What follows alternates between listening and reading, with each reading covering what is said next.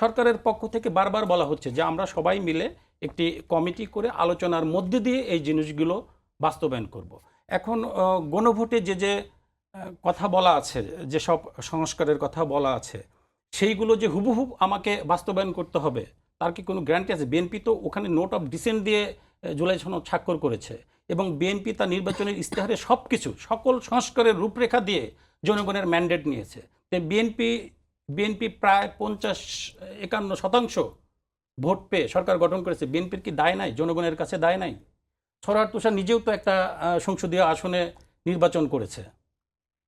ওকে যদি জনগণ নির্বাচিত করত, ও এমপি হতো, ও একটি মানে সরকারি বরাদ্দ একটা গাড়িতে চলতো, গাড়িতে একটা জাতীয় সংসদের পতাকা থাকতো, কিন্তু জনগণ সরওয়ার তুষারকে ভোট দেয় নাই। জনগণ আমাকে ভোট দিলে, জনগণ আমাকে সংসদে পাঠালে আমি জনগণের কথা শুনেই তো রাষ্ট্র পরিচালনা করব। আমি কোন প্রস্তাব বা কি এগুলো আমি মানি। আমাদের নেতারা কিন্তু স্পষ্টই বলেছে যে জুলাই সনদ এবং গণভোট এটা আমরা অক্ষরে অক্ষরে অনুচ্ছেদ বিশ্লেষণ করে বাস্তবায়ন করব।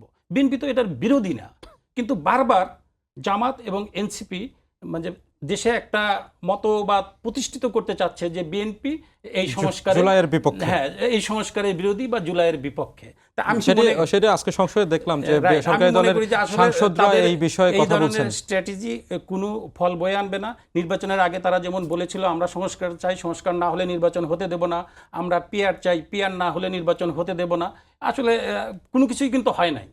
কারণটা কি? কারণটা হচ্ছে যে জনগণ সার্বভৌম, জনগণের মতামতকে রেসপেক্ট করতে হবে। জনগণ আমাদেরকে ম্যান্ডেট দিয়েছে, আমাদেরকে নির্বাচিত করেছে, আমরা জনগণের কল্যাণে, রাষ্ট্রের কল্যাণে কাজ করে যাব।